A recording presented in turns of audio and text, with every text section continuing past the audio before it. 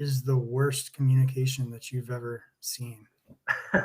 Yeah, it's immediately going to go straight to a Marine Corps example. There'll probably be a lot of that, but that's where I'm kind of nested in. So uh, there's large scale exercises, a lot of Mountain 29 Palms, sunny 29 Palms. For anyone who doesn't know that area, it's right across from Joshua Tree National Park.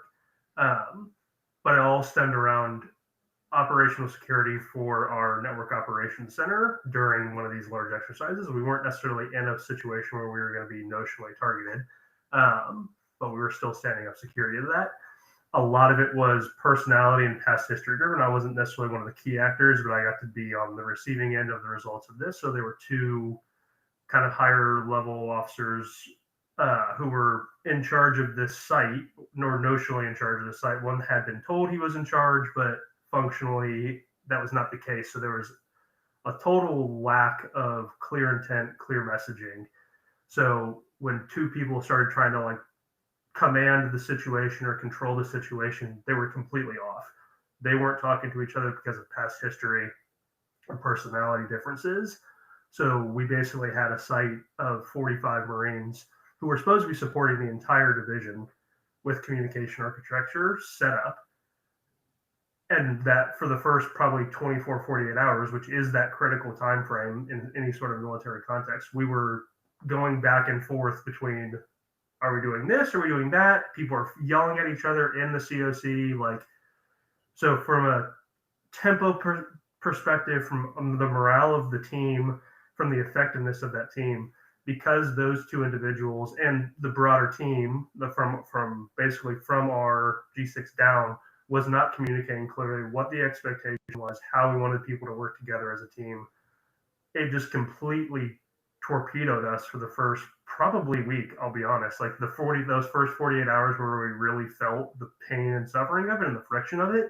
But that like it's people were already run ragged from those first 48 hours, and we had a whole 3 week exercise that was going to be like 24 hours nonstop.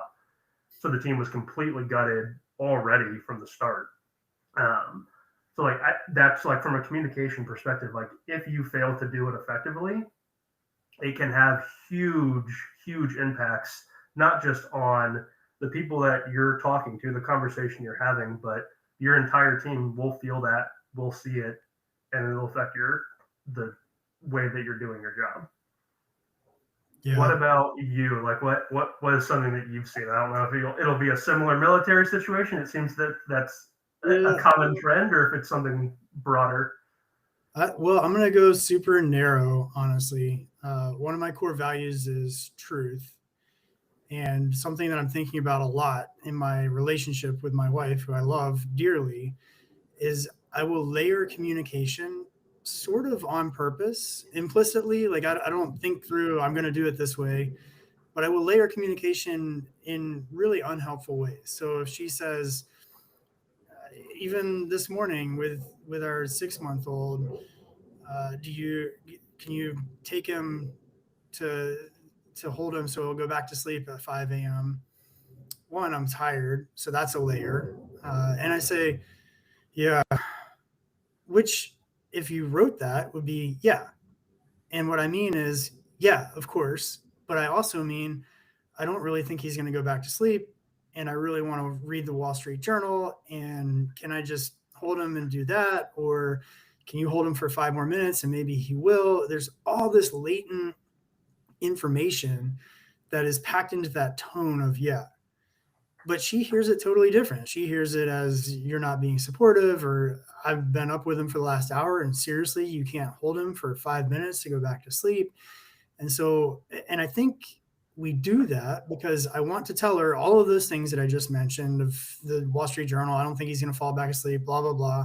And it's much easier to say it in the tone of, yeah. And I want on paper legally to be able to say, well, I said, yeah, why are you mad at me? Which is so unfair to her or whoever you're communicating with. We use tones to communicate all these double meanings. And I think the problem is they're not even clear. So my core value is truth, and I'm obfuscating what I'm trying to communicate on purpose so that I have culpable deniability and all these things, which is just wildly unhelpful. So that's where I think communication can go wrong is when we layer in tones and assume that people understand what we're saying. But back to you, we always start with definitions. Well, we don't actually, because we just talked about other things, but we like to start with definitions because when we're communicating, if we don't have a common picture, we're communicating about different things.